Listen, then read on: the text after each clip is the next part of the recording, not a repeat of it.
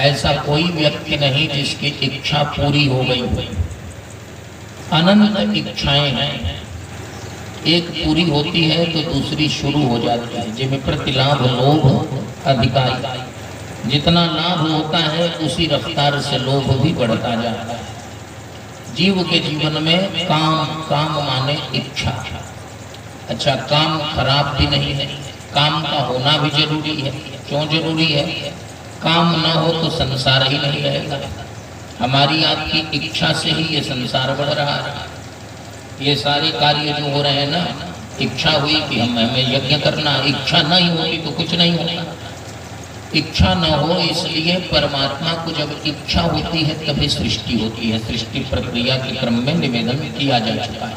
तदैक्षत सुअकामयत्, उस परमात्मा ने इच्छा की, उसने कामना, तो काम तो मूल है, लेकिन अब वह काम ही प्रधान हो जाता है। पुरुषार्थ चतुष्टय में 4 पुरुषार्थ हैं, अर्थ धर्म काम और मोक्ष, चारों को साधना पड़ता है। तो हमारा वैदिक वर्णाश्रम सदाचार धर्म जो है, अपने अपने वैदिकांश धर्म का, वर्णाश्रम सदाचार धर्म का पालन करने से जो काम है, अर्थ है, ये सब नियंत्रित हो जाते हैं और इनकी एक दिशा हो जाती है, व्यवस्थित दिशा हो जाती है, स्थिर दिशा। उसके बाद भी यदि कामातिरेक है, काम की अतिशयता है, इच्छाओं का प्राबल्य है, ये हो वो हो, तो इस अनंत कामना को भक्ति शास्त्र में, भागवत शास्त्र में भगवान के श्री चरणों में डाल देने का विधान है। अब सारी कामनाएं अनंत हैं और परमात्मा भी अनंत है, तो क्यों नहीं अनंत परमात्मा की ही कामना हो। एक कामना, अनंत वस्तुओं की कामना करने से बढ़िया है कि उस अनंत रूप वाले परमात्मा की ही कामना। और यह कैसे होता है? कल निवेदन किया था रुद्रोपनिषद के आधार पर कि भगवान रुद्र ही वेणु बनकर, वंशी बनकर प्रकट है। भगवान ने जो वंशी बजाई, गोपांगनाओं के हृदय में जो भगवत विषयक प्रेम है उसका उद्दीपन हो गया, वह जागृत हो गया। निशम्य गीतम तदनंद वर्धनम, गोपियों के जीवन में अब कोई कामना नहीं है, एक ही कामना है, तद विषयक कामना, तदनंद वर्धनम। तत् माने ब्रह्म, ब्रह्म विषयक कामना। निशम्य गीतम तदनंद वर्धनम। गोपियां कहती हैं कि अब बहुत संसार में बहुत जन्म जन्मांतरों से हम रहे और हमारी कामनाएं शांत नहीं हुई। इसका मतलब क्या हुआ? मानस रामायण का उत्तर कांड, बिनु संतोष न काम न साही, काम अछत सुख सपने हूँ नाही। बिनु संतोष न काम न साही, काम नष्ट कैसे हो? कहा काम को मोड़ दो, जो संसार की ओर लगा है इसको भगवान में लगा लो। इसके दोनों लाभ। एक लाभ क्या है?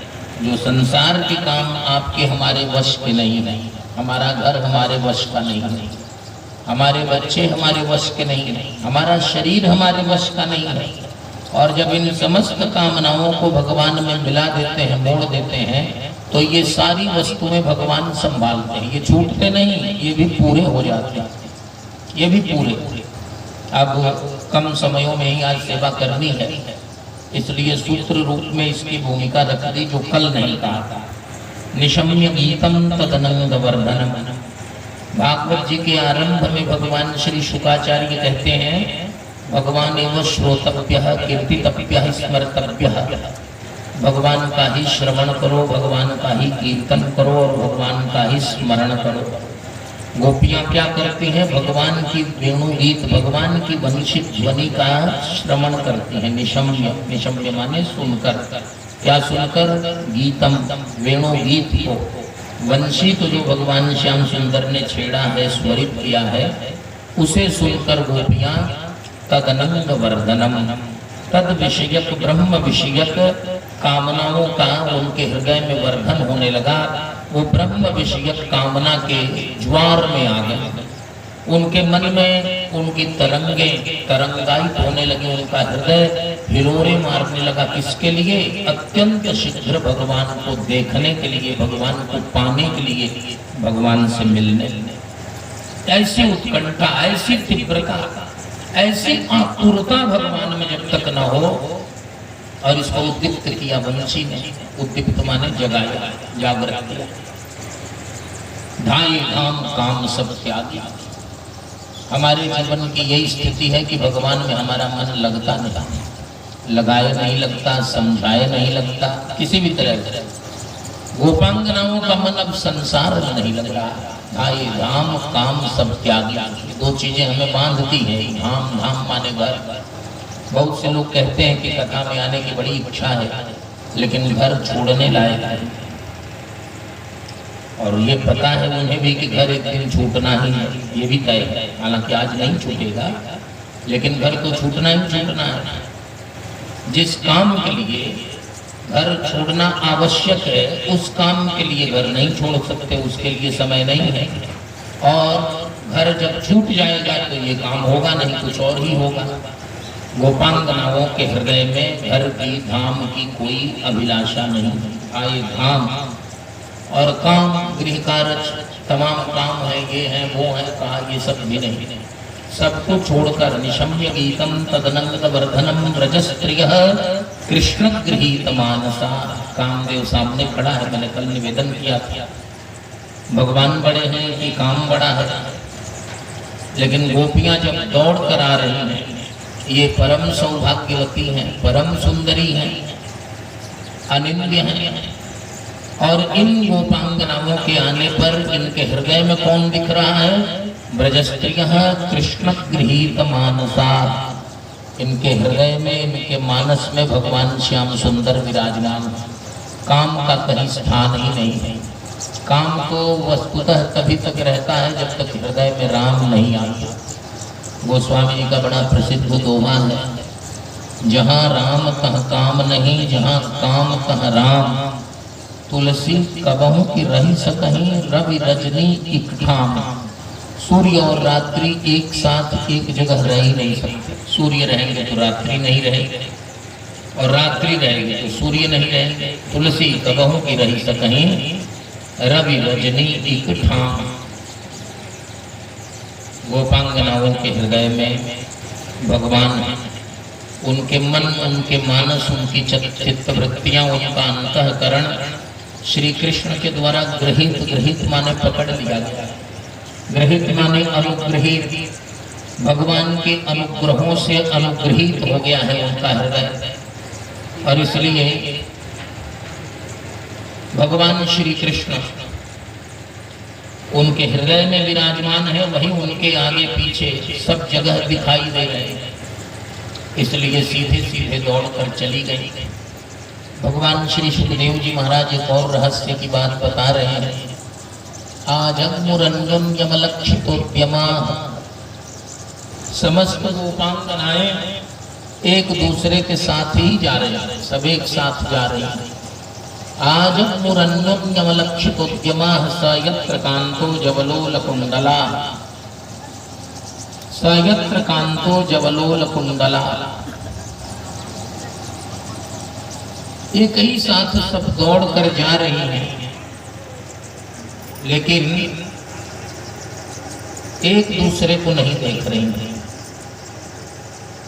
एक दूसरे पर उनका ध्यान नहीं है। अन्यम अन्यम अलक्षितम उद्यमा।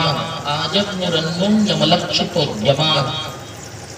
अन्यम अन्यम अलक्षितम।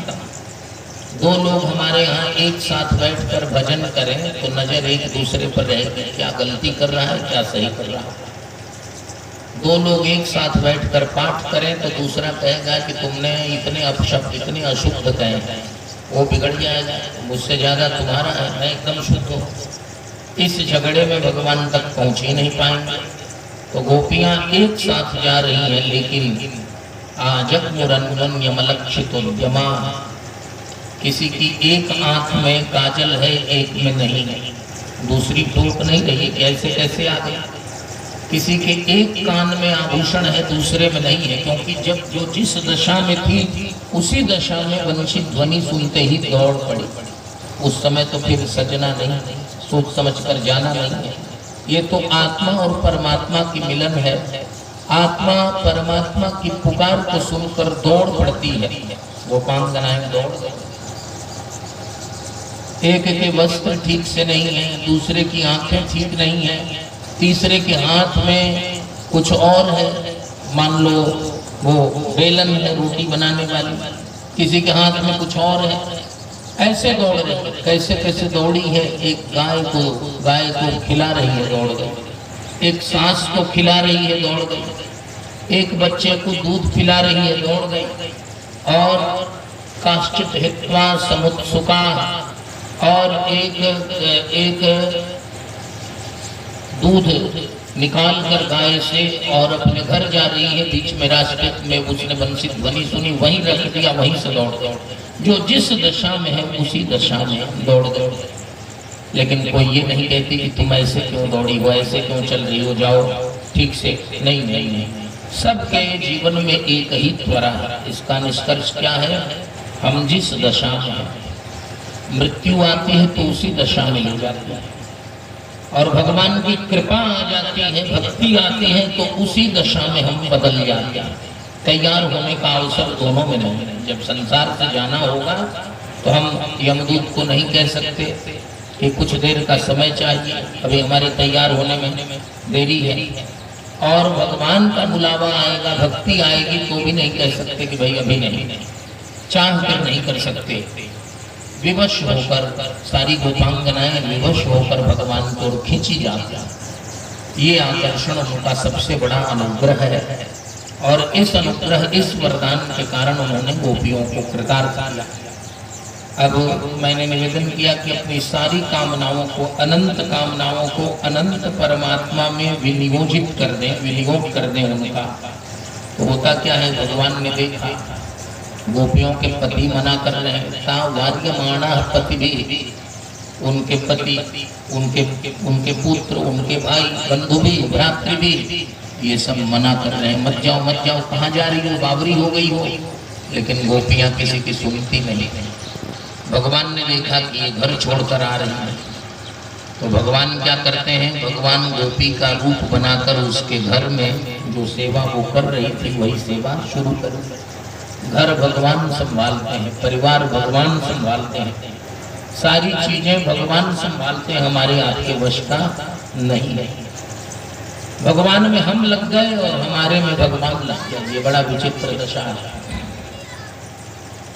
गोपियां भगवान के पास पहुंच गए वन में, यमुना के तट पर, और वहां पहुंचकर गोपांगनाओं ने भगवान का दर्शन किया, श्याम सुंदर का। भगवान श्याम सुंदर ने देखा कि ये सारी गोपियां आ गई। वास्तव में उन्होंने बुलाया नहीं था, वो तो बंशी बजा रहे थे, लेकिन गोपियों को लगा कि बुला रहे हैं। वंशित ध्वनि को सुनकर आ गए। तो भगवान ने पहला काम क्या किया, गोपांगनाओं का स्वागत किया। स्वागतम वो महाभागा, प्रियम किम करवाणि वह, आस्यतां किम करवाणि वह। आई महाभाग्यवती ब्रज देवियों, आप लोगों का भूरी भूरी स्वागत है। आइए बताइए, मैं आप लोगों का कौन सा प्रिय कार्य करूं। अब बड़ी गड़बड़ ये है कि गोपियां समझ रही हैं कि भगवान ने मुरली बजाकर हम लोगों को बुलाया। वंशित ध्वनि में उन लोगों को अपना नाम सुनाई पड़ रहा था, हमारा नाम ले लेकर पुकार रहे हैं, विशाखा, ललिता, आओ आओ आओ।